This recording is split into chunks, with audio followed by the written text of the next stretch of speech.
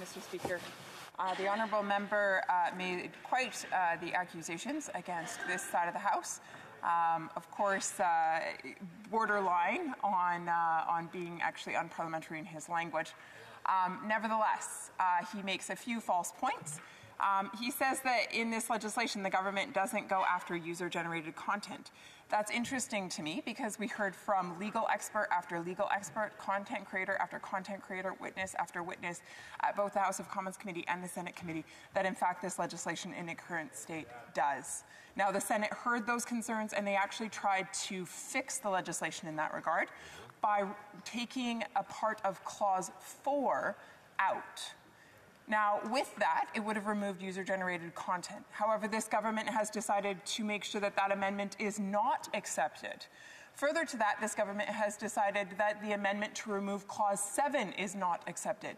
Now, let me explain the impact of this. Clause 7 gives Cabinet the ability to direct the CRTC with regards to this legislation, which means that there is obvious opportunity for political interference, which under any government, whether this government or successive governments, is wrong and should rightly concern Canadians. Further to that, user-generated content under Clause 4 absolutely is scoped into this legislation. This government had an opportunity to accept that amendment from the Senate. They've decided not to. You put those two together and you can quickly see that Cabinet does in fact intend to direct the CRTC to regulate Facebook videos or cat videos, as the member says. Does he have anything to say in response to that? The Honourable Parliamentary Secretary. Well, Mr. Speaker, Amazon's got a great sale on tin hats. You know, at the end of the day, Mr. Speaker, we have a point of order from the Honourable Member for Lethbridge.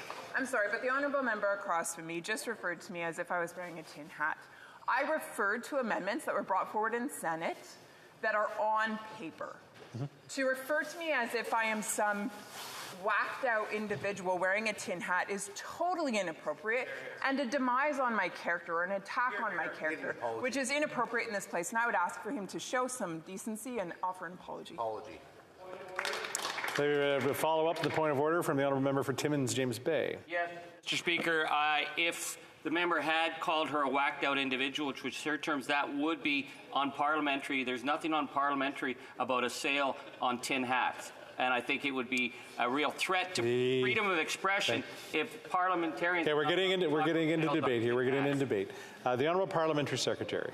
Yes, Mr. Speaker, I would withdraw the comments that has offended the member.